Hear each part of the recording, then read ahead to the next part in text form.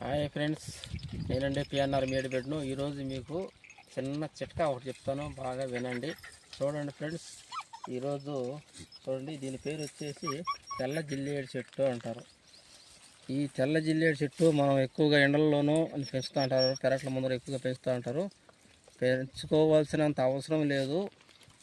దీన్ని ఏ విధంగా మనం ఉపయోగించుకోవాలనేది నేను చెప్తాను, వినండి. చూడండి ఫ్రెండ్స్, ఈ పువ్వులు అనేటివి ఇలా తుంచుకోండి.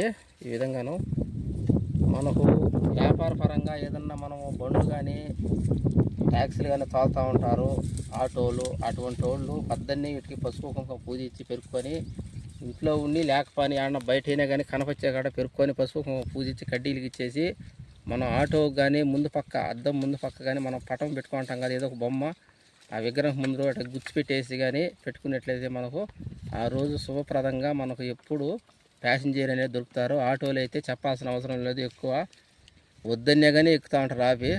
అలా జరుగుతుంది ఫ్రెండ్స్. ఇలాంటి మంచి మంచి వీడియోస్ కావాలంటే ప్రతి ఒక్కరు నా వీడియో చూడండి, లైక్ చేయండి, సబ్స్క్రైబ్ చేసుకోవడం వల్ల ఫ్రెండ్స్ ఉంటాం.